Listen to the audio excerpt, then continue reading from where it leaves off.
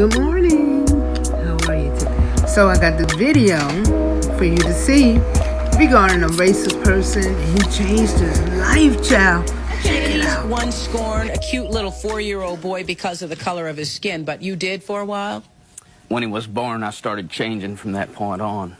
He's part of me, and I'm ashamed of the way I felt before. It was 1989 when Jim Rainey wrote how the love of his biracial grandson helped change his racist ways. But even today, he feels ashamed of his dark past. I felt I was superior, that white people were superior to blacks. I felt blacks were okay as long as they stayed in their own place. And that place was where I wanted them to be. There were instances where myself and friends tuned a black person up, you know, maybe a threat or a slap or something like that. It's not something I'm proud of talking about, you know. I guess you could say I had a bully mentality. Jim was furious when he learned his daughter was pregnant with a biracial child. I was mad, violently mad. Gosh, I wanted to do a lot of things, and they were all against the law. And I wouldn't lie to you and say I didn't think about getting a gun and shooting a few people.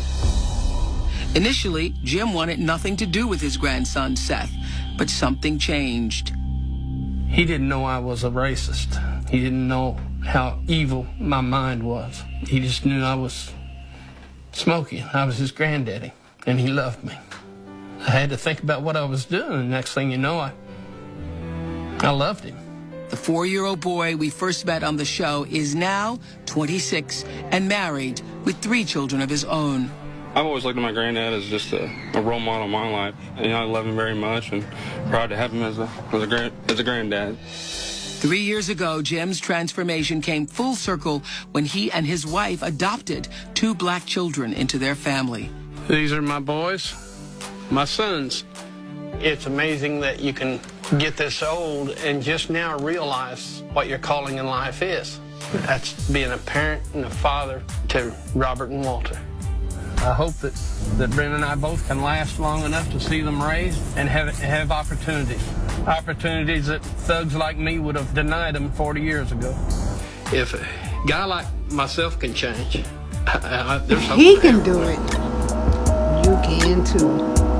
You can change your life. You don't have to be hateful. It takes too much energy.